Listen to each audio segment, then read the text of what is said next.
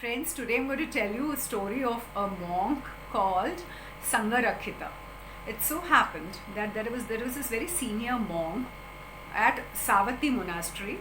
His sister gave birth to a child, and she decided to name the child in remembrance of her brother who had joined the order, and she named the child as Sangarakhita Bhagineya. Bhagineya means nephew. And the child, when it became of age, she decided that the child should also become a monk. So accordingly, the child was ordained, and Sangarakhita started following whatever is required for a novice monk.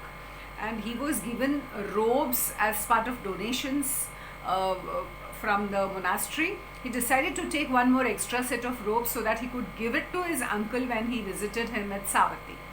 Accordingly, he kept those robes, and when he visited his uncle, he offered those robes and told him that this is a gift. And his uncle said, "No, I have sufficient robes. I don't need it." He again insisted. His uncle told him, "I have sufficient robes." Now the nephew was very disturbed. He said, "No, I'm going to leave the order." And he started thinking, I will sell off these robes and I will buy a she goat. And the she goat would breed very quickly, and it would give me enough money so that I can marry. And then I would bring a wife home, and slowly I'll have a child, and the child will become a little big, and I will take the child and the wife to meet my uncle who is at the monastery in a cart. Now the wife insisted that Sangarakhita drive the cart, and he wanted to carry the child also with him. So there was a scuffle between the husband and the wife, and he hits his wife with a stick which is there in the cart. Now, since his mind was wandering and he was fanning his uncle, he hit his uncle with the fan that he was fanning his uncle. Now, the senior Thera, Sangarakhita, knew that his mind was going in this pattern.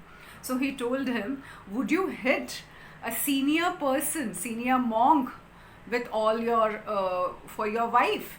So then Sangarakhita Bhagineya understood that his uncle saw his thoughts and understood his thoughts. So he started running away from there. He was scared. And all the other monks caught him and brought him before the Buddha. And then the Buddha told the following verse for the particular incident. Durangamam ekacharam asaranam guhasayam ye chittam samayamisanti mokhanti mar bandhana. Which means the mind wanders far and moves about alone. It is non-material. It lies in the cave chamber of the heart. Those who control their mind will be free from the bonds of Mara, that is defilements. Looking at this story, I reminded of this story of Sujata and how she used to dream about the pot of milk.